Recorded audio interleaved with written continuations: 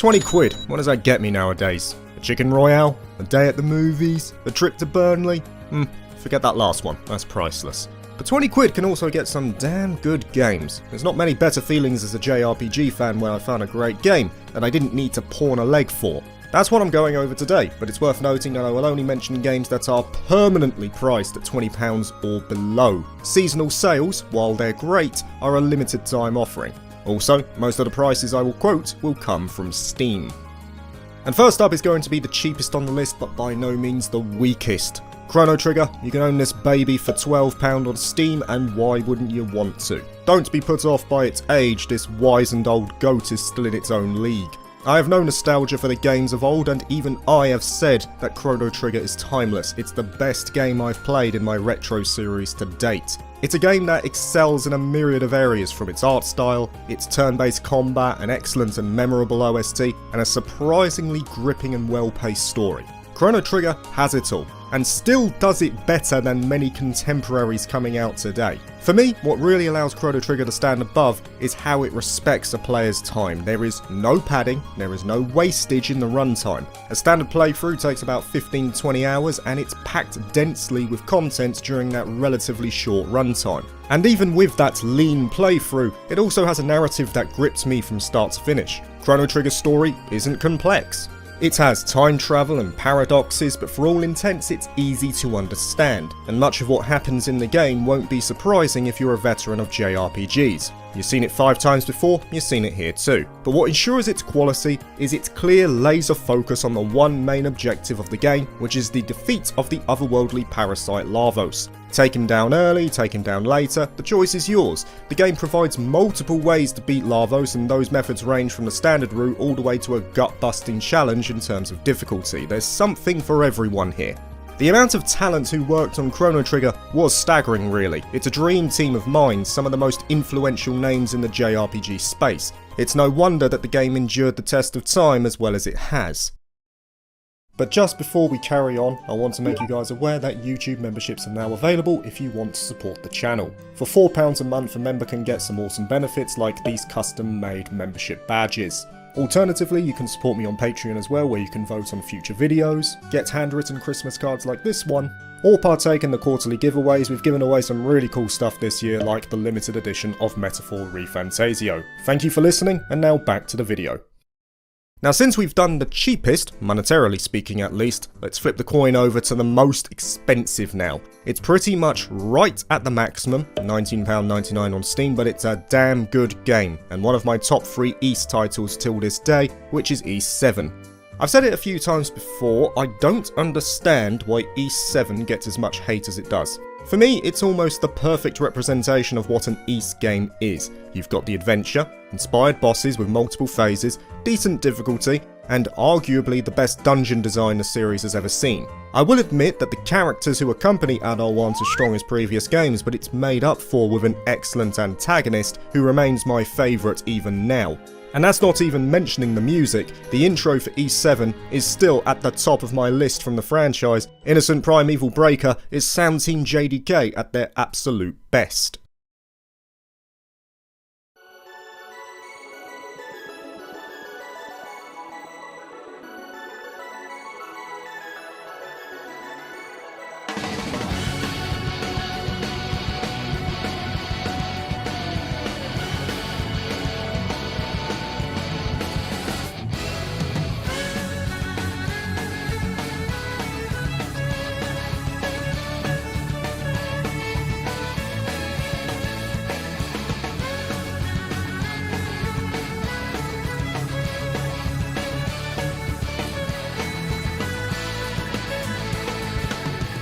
I have a feeling that one reason Ys 7 attracts more ire than others comes down to the fact that it was the first shift away from the Napishtim engine games, and as such is a bit rough around the edges when compared to the later group-based titles. The foundation's solid, but there's no doubt that the gameplay becomes more refined in later entries. That being said, it's still fast and fluid as you would expect from this franchise, and everything that Ys excels in is on full display in 7. Moving on to another action RPG, or beat 'em up if you will, at the third spot, yet it has since moved on to a turn-based format for the mainline entries. Even so, with a big series like this, if you have the ability to do so, the optimum method of experiencing a long-running story is the start at the beginning. Yakuza 0 is that starting point, and for £15.99 that is one heck of a bargain. In the same breath, Like a Dragon is also at the same price if you'd rather jump in there, but there's no reason in my mind to skip 0. I only recently played the game, and it rules. It's got a surprisingly deep combat system with the different stances split between Majima and Kiryu. You've got a mature and gritty main story, the urban settings of Tokyo and Osaka, a heck of a lot of really good minigames, and some great sprinklings of humour to break it all up.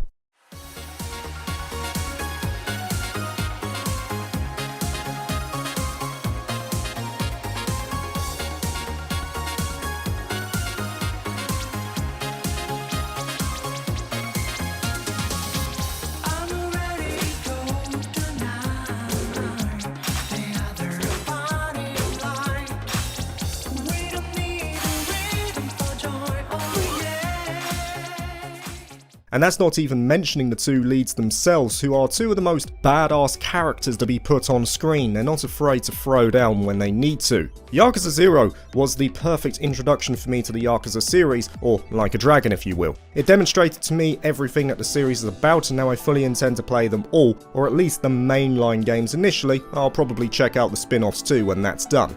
I owe all of that to this game, and like I say, you're spending less than £20 to potentially dive into something grand.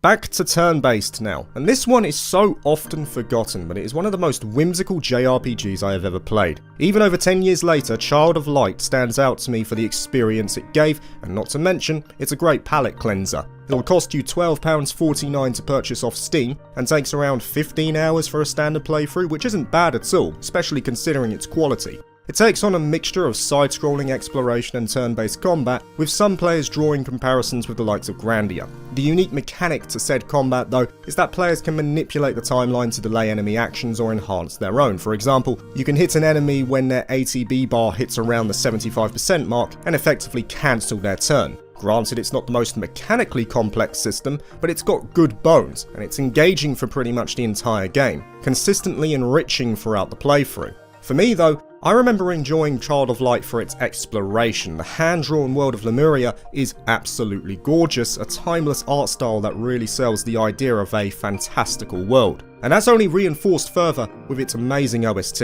If there was one thing that stood out in my mind from way back then, it was that the game had a gripping and memorable collection of melodies that worked in perfect harmony with the visuals. If the combat isn't gripping, the visuals and ambience certainly are. You just can't go wrong with a game like this. It ticks a lot of boxes for me, especially at such a low price.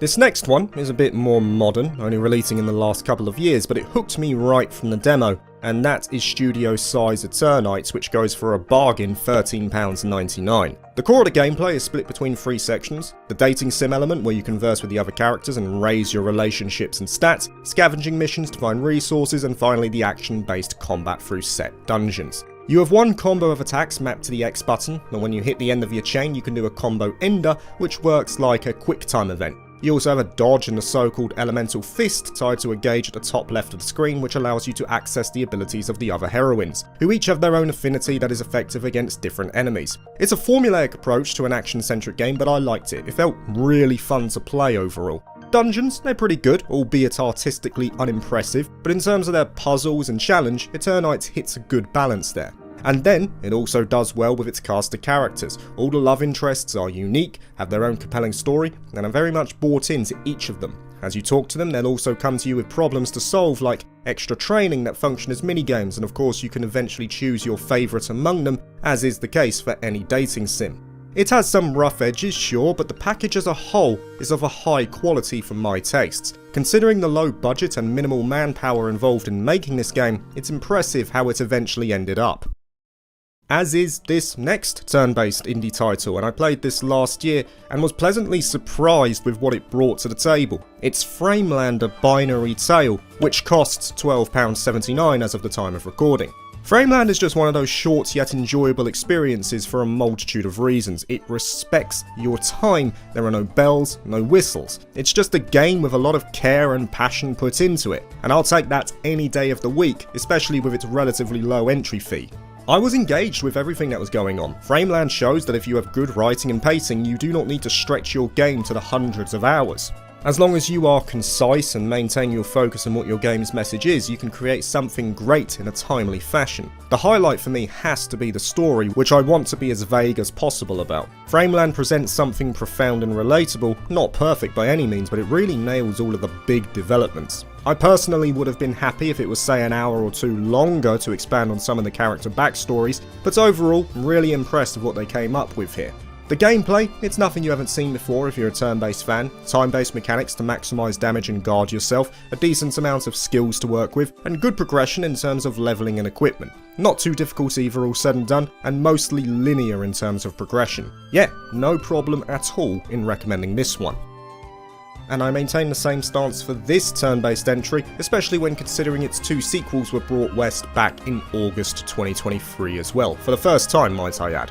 Rhapsody, a musical adventure, is up to the podium now, and if you wanted a game that combined traditional JRPG with 1990s Disney adventure, well, besides Kingdom Hearts at least, Rhapsody has you covered. And you get to experience that for £16.99. Not bad at all. It's very light-hearted with the most basic premise that has been around since the dawn of literature, but in between, you're treated to some musical numbers that convey the feelings of the characters or act as a method to push the story along. There's an undoubted charm in watching the story play out, only for the characters to suddenly burst out into song for no discernible reason. Gameplay, on the other hand, will depend on the version you play, though if you were to play it on PC like I would, you would partake in the original iteration, that being over a tactical grid. The DS version, on the other hand, utilised the standard turn-based approach. It doesn't matter at all though, because for the most part the game is easy, which aids in its relaxing vibes. This is not a game you play for the challenge. It has some flaws here and there, the worst being its absurdly high encounter rate, at least on the DS version, but there's a lot to love about it as well. And like I say, if you like this one, you've got 2 more sequels to check out in Mole Kingdom Chronicles, which only recently were brought west too. Okay, deck builder next. I do love me one of these if the mechanics are on point, and no doubt to me Card-en-Ciel falls into that category. This one released in late 2024 for the West, and it ticks a lot of boxes, including the most important one for this list in that it's under £20, $16.79 to get your hands on this one. I picked this one up on a whim. It looked like one of those fever dream titles that would fly under the radar, while also being unashamedly anime in approach. That's my cup of tea. Or it can be, I mean it's not always the case, I'm looking at Neptunia there. But anyway, I pretty much got that with Card-en-Ciel. But underneath that glitz and weeb glam was a game chock full of intricate mechanics, maybe even a little too many. I took a break from this game when I went on holiday, and when I came back it took over an hour to refamiliarise myself with everything. The card-based battles take place on a grid similar to Mega Man Battle Network. You draw a hand every turn, and cards serve multiple purposes for both attacking and defending. When on the offensive, it's all about combos and compounding different effects upon each other for massive damage, stacking effects in loops for one earth-shaking smackdown, and each card generally has at least one specific mechanic it brings to the table. You've also got muses, which activate when you fulfill certain conditions. These muses add yet more beneficial effects, so choosing the ones that work is yet another layer of depth to contend with. In addition, there are clear references to long-running franchises here like Digimon or the Mana series, and while they're not directly referenced, it won't take an egghead to join the dots together. All in all, Card-en-Ciel is a great little game, not too expensive, and it's had a lot of content updates in recent months too for those looking for a challenge. Moving back to turn-based RPGs now, and let's make the penultimate one a classic. At number 9, for $15.99, you can get yourself Final Fantasy IX, which to a fair few fans is the best the series has to offer, even till this day. Now, while I don't share that same sentiment, I do agree that the game has held up in many respects, especially if you use some of the mods to give it widescreen support and souped up graphics. Of course, there's a lot of rumours surrounding a remake of this game in the next couple of years, but until Square announce it, this is more than adequate for anyone looking for a traditional JRPG experience, and you're not breaking the bank to do so either. Story, characters, the world itself, especially reverting back to that more high fantasy moniker, there is a lot to love about Final Fantasy IX. I was in tune with the turn-based gameplay as well. It was a great move to have the passive and active skills that you learn over time for equipment. It lended to the game enriching at a good pace as the hours passed by. It's not all perfect. I do think there are some character arcs that aren't expanded as much as I would have liked, probably more a product of its time, and I have nightmares of Chocobo Hot and Cold, but the majority of the game has held up very well. you can't really go wrong with this one. Which leaves us with the 10th entry, and if I had to choose one game to recommend above all the others, it would be this one. It is not only cheap, but one of the most misunderstood JRPGs of recent years, getting absolutely slaughtered in reviews around the time of its release, but they just didn't understand. Loop 8 Summer of Gods is the final game for this video. There's something deep and profound about this game, and no, I can't do it, this game sucks, and it's over £20, nerve of these guys.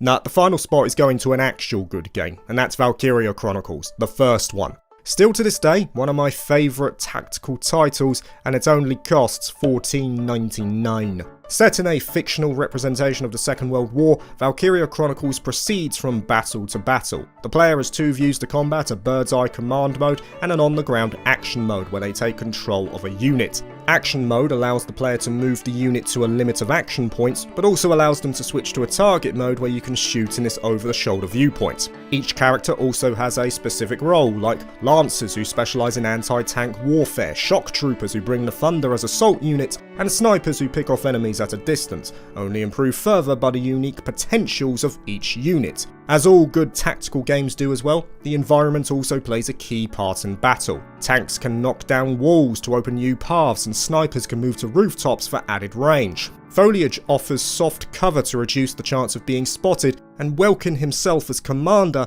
can issue various orders for things such as artillery strikes. It's got a beautiful art style with this canvas approach. Hitoshi Sakimoto was brought on board to add his practiced hand for the game's OST, and the story itself was based upon numerous historical events from World War II, with Gallia being based on the Netherlands in terms of geography. The development team also aimed to create a relatable and engaging cast that seamlessly flowed with the events of the war, creating a more personal and rich experience in terms of character development. In many cases, they succeeded in what they wanted to convey. For the price of admission, you could do far worse than Valkyria Chronicles. Thank you for watching this video. If you liked it, please like and subscribe for more JRPG content, and consider joining my Patreon if you're interested. Peace.